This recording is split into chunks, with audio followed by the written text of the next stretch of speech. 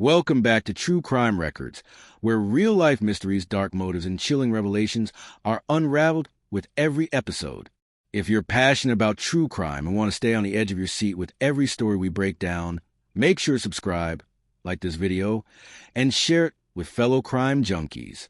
What you're about to hear is more than just a case. It's a twisted saga of betrayal, survival, and deadly revenge. Buckle up, because this one will haunt you long after the video ends. On the night of March 15, 2022, at precisely 8:47 p.m., a frantic 911 call came through to the St. Louis Metropolitan Police Department.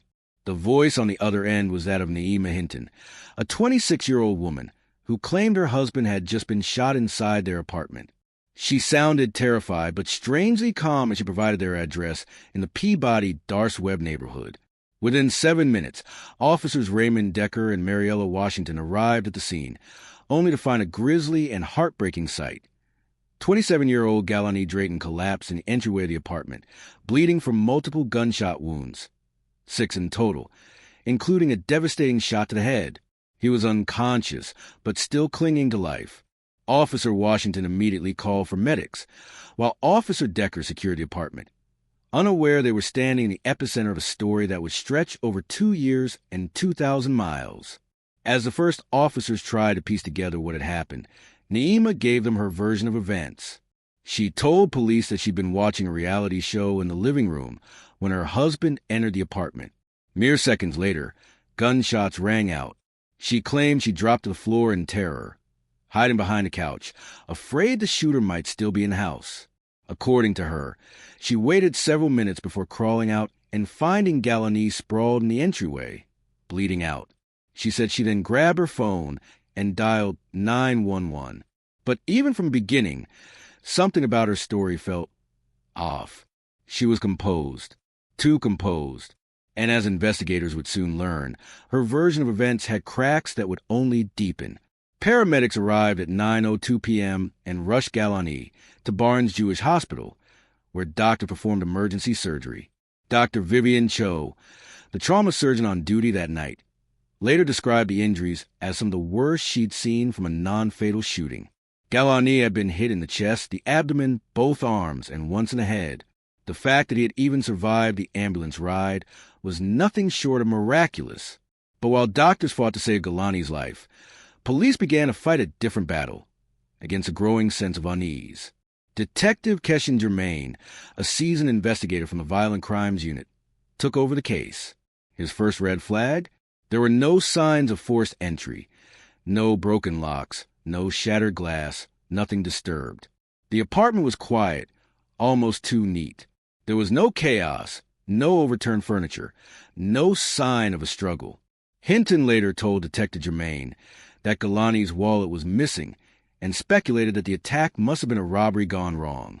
But again, something didn't add up. Why would a robber take only a wallet and leave everything else untouched? No electronics, no jewelry, not even Naima's purse? And why did the shooter seem to know exactly where to find Galani, hitting him with 6 shots at close range? The forensic team found 6 shell casings clustered near the front door, all 9mm rounds. The shooter had fired from no more than 4 feet away. It was personal, calculated. As the investigation widened, detectives began to learn more about the couple. On the surface, they seemed like a young working-class pair trying to get by. Galani worked at a warehouse after losing a higher-paying job due to COVID layoffs. Naima was a part-time nurse. But financial strain was eating away at them. They were behind on their mortgage, drowning in credit card debt, and often fought about money. Then came a shocking detail. In January 2022, just 2 months before the shooting, Galani had taken out a $250,000 life insurance policy, with Naima as the sole beneficiary. She had urged him to get it, telling friends it was just in case.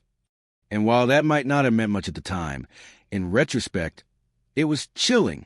As weeks passed, Galani remained in a coma, but suspicions around Naima only intensified. She visited the hospital rarely, 4 times in 6 weeks, and each visit lasted less than 30 minutes. Her demeanor remained oddly unemotional, and then came something truly disturbing. On May 15th, 2022, hospital security footage caught Naima alone in Galani's room, reaching toward his ventilator and disconnecting it for nearly a minute. A nurse walking in during a routine check reconnected it, assuming it was an equipment issue. No one knew at the time that this may have been an attempt on Galani's life. In April 2022, Naima received a $50,000 advance on Galani's life insurance, using it to erase credit card debt and pay off her car. By July, she sold their home for $285,000 and moved to Honolulu, Hawaii, with none other than Terrell Lyman, her former co-worker and secret lover. Text messages later uncovered between them were flirtatious and filled with plans to start a new life together. Lyman would later admit he had purchased a Glock 19 through an illegal straw buyer and given it to Naima weeks before the shooting, believing the plan was to stage a robbery for insurance money. She said no one would really get hurt, he later confessed. It wasn't supposed to go that far, but fate had other plans. On December 12, 2022, in a turn that no one saw coming, Galani Drayton woke up. After nearly 9 months in a medically induced coma, he opened his eyes and began the painful, slow journey back to life. And with his return came the truth. During a recorded interview with Detective Germain in March 2023, Galani dropped a bombshell. Naima had shot him. As he entered their home that night, he heard her call his name, then saw her holding a gun. She fired a bullet into his head, then 5 more into his chest as he collapsed. He lay there, bleeding, watching her stand over him in silence before she finally picked up the phone and dialed 911. But the story doesn't end there. It only gets darker. On June 20th, 2024, police in Honolulu responded to a noise complaint at an apartment on Calicoa Avenue. Inside, they discovered Naima Hinton's lifeless body. She had been strangled, with clear defensive wounds on her arms. Surveillance footage showed Galani Drayton entering the apartment earlier that night and leaving an hour later. DNA under Naima's fingernails matched Galani. A knife with her fingerprints was found near the scene, and Galani would later testify that she had come in with it when he confronted her about the shooting. He claimed he acted in self-defense. The case went to trial in November 2024. The prosecution painted it as premeditated murder. The defense argued it was a final act in a long chain of betrayal. After a week of deliberation, the jury returned with a verdict of not guilty. The court acknowledged that while Naima would never face justice for the shooting, she had orchestrated a plan that nearly ended a man's life, and the chain of events led to her own violent end. The St. Louis Police Department officially closed the case in late 2024, listing Naima Hinton as the shooter in the attempted murder of Galani Drayton.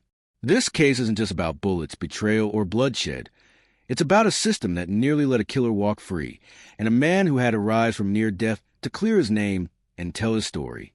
If you found this story as shocking as we did, please like this video, subscribe to True Crime Records, and share this story with anyone who still believes the truth always comes out. Sometimes it takes time. Sometimes it takes death. But in the end, the truth has a way of rising, just like Galani Drayton did.